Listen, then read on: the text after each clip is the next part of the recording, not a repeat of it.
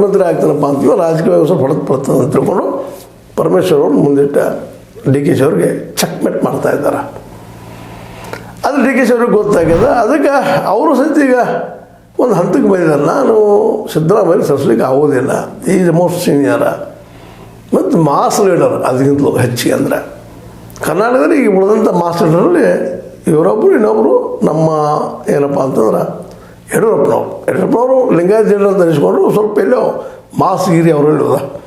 ಹೀಗಾಗಿ ಇವರಿಬ್ಬರು ನಾಯಕ ಬಿಟ್ಟು ಉಳಿದವರೆಲ್ಲರೂ ಅಲ್ಲೇನಲ್ಲೇ ಸೀಮಿತರು, ದ್ವೀಪ ಕುಪ್ಪುಗಳಂದ್ರೂ ಅಡ್ಡಿಯಿಲ್ಲ.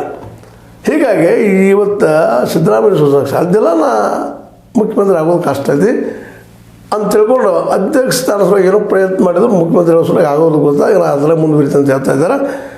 ಜೊತೆಗೆ ಹುದ್ದೆ ಯಾವುದೇ ಇರಲಿ ನನ್ನದೇ ನಾಯಕತ್ವ ಒಂದು ಮಾತನ್ನು ಹೇಳಿದ್ದಾರೆ. ಇದರಿಂದಾಗೆ ಇವರು ಮುಂದುವರಿತಾರೆ, ಈ ಬಿಟ್ಟು ಹೋಗೋದಿಲ್ಲ ಅಂತ. ಆದರೂ ನಮ್ಮ ಗೋಧಿ ಮೇಡ ಇದ್ದಿದ್ದು ನಮ್ಮ ಡಿ ಕೆ ಶಿ ಅವ್ರ ಮೇಲೆ ಮತ್ತು ಸತೀಶ್ ಅವ್ರ ಮೇಲೆ ಸತೀಶ್ ಅವರಿಂದ 50 ಮಂದಿ ಇದ್ದಾರೆ, 25 ಮಂದಿ ಇದ್ದಾರೆ, ಹೋಗ್ತಾ ಇದ್ದಾರೆ, ಬಿ ಜೆ ಪಿ ಹೋಗ್ತಾರೆ. ಬಿ ಜೆ ಪಿ ಮೀಡಿಯಾದಿಂದ ಮೇಲೆ ಹಾಕ್ತಾ ಇರೋದು, ಬಾಂಬ್ ಹಾಕ್ತಾ ಇರ್ತದೆ, ಅದೆಲ್ಲ ನಂಬಿಸೋ ಪ್ರಯತ್ನ ಮಾಡ್ತಾ ಇರ್ತದೆ. ಇದು ಒಂದು ರೀತಿ ನಮ್ಮ ತಿಳಿದ ಮಟ್ಟಿಗೆ ಇದು ಕಪೋಲ ಕಲ್ಪಿತ ಅಂತ ನಾವು ಹೇಳ್ಬೋದು. ಇದಕ್ಕೆ ಇನ್ನು ಅದಕ್ಕೆ ಡಿ ಕೆ ಶಿ ಅವರದ್ದು ಮೋಸ್ಟ್ ಪ್ರಾಬಬ್ಲಿ ಅಸಾಧ್ಯನ ಅವರು ಬಿ ಜೆ ಪಿ ಹೋಗೋದು.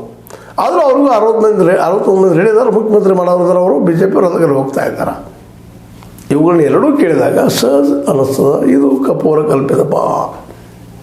ಯಾಕಂದ್ರೆ ಇವರಿಬ್ಬರು ಮತ್ತು ಜೊತೆಗೆ ಪರಮೇಶ್ವರ್ ಬಗ್ಗೆ ಮಾತು ಬರೋದಿಲ್ಲ, ಯಾರಿಗೆ ಕೇಳಿಲ್ಲ. ಈಗ ಬಂದರೂ ಬರ್ಬೋದು, ಅವ್ರ ಮನೇಲಿ ಬಾಂಬ್ ಹಾಕಿದ್ರೆ ನಾನು ರಾಜೀನಾಮೆ ಕೊಡ್ತಾ ಇದ್ದೀನಿ ಅಂತೇಳಿ. ಅಂದರೆ ಇವ್ರು 3 ಮಂದಿ ನಡಕ್ಕೆ ಒಂದು ಚಿಕ್ಕಣ್ಣದ. ಈ 3 ಮಂದಿ ನಡಕ್ಕೆ ನಮ್ಮ ಸಿದ್ದರಾಮಯ್ಯನವರು ಈಗ ಸುರಕ್ಷಿತದಾರ ಮುಂದಿನ. ಯಾಕಂದ್ರೆ ಮುಡಾ ಇಡಿ ಯಾವ ರೀತಿ ಆಗಿದೆ ಇಂಟರ್ಪ್ರಿಟ್ ಮಾಡ್ತದೆ, ಅದು ಸೆಂಟ್ರಲ್ ಗೌರ್ಮೆಂಟ್ ಯಾವ ರೀತಿ ಸ್ಪಂದಿಸ್ತದೆ, ಅಥವಾ ನ್ಯಾಯ ಯಾವ ರೀತಿ ಸ್ಪಂದಿಸ್ತದೆ, ಅದ್ರ ಮೇಲೆ ಅದ. ಅದಕ್ಕಾಗಿ ಇವಾಗ ಈಗಂತ ನಮ್ಮ ಸಿದ್ದರಾಮಯ್ಯನವರು ಕಂಟಿನ್ಯೂಷನ್ ಆದರು. ಡಿ ಕೆ ಶಿ ಅವರಂತೆ ಮೋಸ್ಟ್ ಪ್ರಾಬಬ್ಲಿ ನಾ ಅಧ್ಯಕ್ಷ ಆಗಿರೋಣಪ್ಪ, ಮುಂದಿನ ಲಕ್ಷದ ಗೆದ್ದ ಆದ್ರೆ ಆಯ್ತು. ಆ ಸಂದರ್ಭದಲ್ಲಿ ನೋಡಿ ಪರಮೇಶ್ವರ್ ಅವ್ರನ್ನ ಸತೀಶ್ ಅವ್ರನ್ನ ಅಂತ ಏನೋ ಮಹಾಸ್ಥಿತಿಗೆ ಬಂದಿದ್ದಾರೆ. ಸತೀಶ್ ಅವರಾದರೂ ಸಹಿತ ಈಗ ನಮ್ಮ ಸಿದ್ದರಾಮಯ್ಯ ನೆರಳಿನೊಳಗೆ ಸಣ್ಣಾಗಿ ಮಾಡ್ಕೋತ ಅಧಿಕಾರ ಐತಿ, ಹಿಡ್ಕೊಂಡು ಮಾಡ್ಕೊಂಡು ಹೋಗೋಣಪ್ಪ. ಮತ್ತು ಇವತ್ತಿನ ರಾಜಕೀಯದೊಳಗೆ ದುಡ್ಡೇ ಮುಖ್ಯ.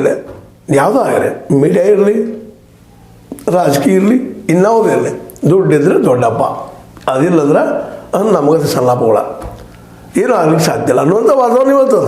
ಹೀಗಾಗಿ ದುಡ್ಡಿನ ಮೂಲಗಳನ್ನು ಎಲ್ಲರೂ ಹಿಡ್ಕೊಂಡಿದ್ದಾರೆ, ಇಲ್ಲಿ ಯಾರೂ ಕಡಿಮೆ ಇಲ್ಲ.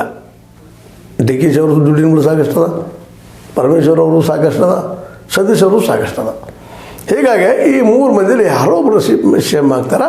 ಈ ಮುಂದಿನ 2.5 ವರ್ಷ ಇವರು ಕಂಟಿನ್ಯೂ ಇರ್ತಾರೆ. ಯಾರು? ಸಿದ್ದರಾಮಯ್ಯನವರು.